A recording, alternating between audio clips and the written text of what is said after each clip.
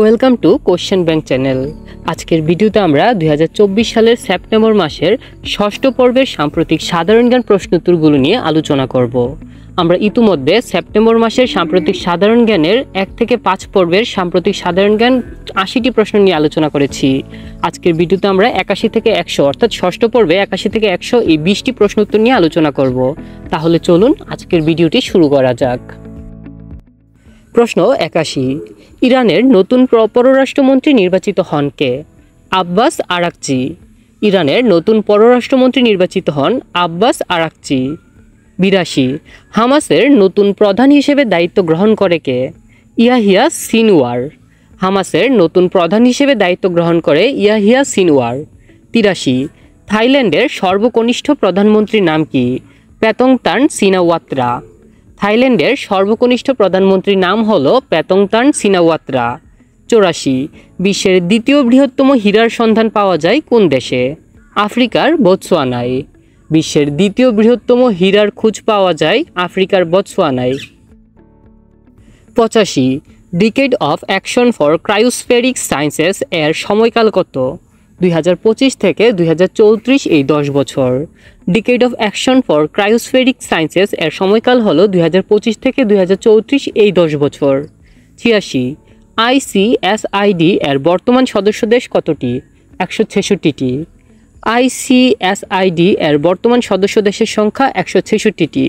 87, 25 August 2024 কোন দেশ ICSID এ ত্যাগ করে? হন্ডুরাস। 2024 সালের 25শে আগস্ট হন্ডুরাস দেশটি আইসিএসআইডি ত্যাগ করে। 88, বৈশ্বিক রপ্তানিতে শীর্ষ দেশ কোনটি? চীন। বৈশ্বিক রপ্তানিতে শীর্ষ দেশ হলো চীন।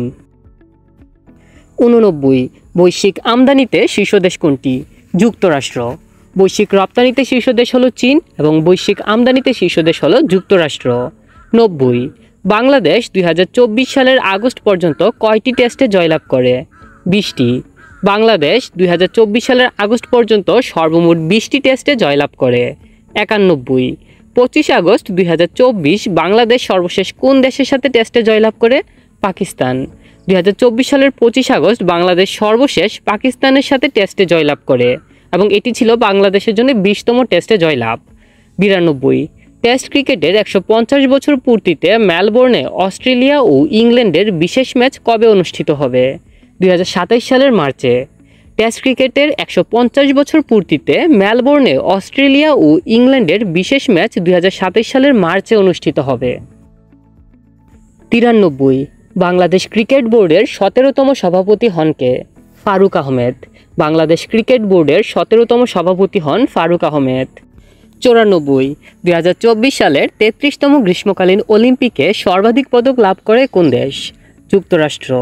2024 সালের 33তম গ্রীষ্মকালীন অলিম্পিকে সর্বাধিক পদক লাভ করে যুক্তরাষ্ট্র দেশটি। যুক্তরাষ্ট্র মোট 40টি পদক লাভ করে।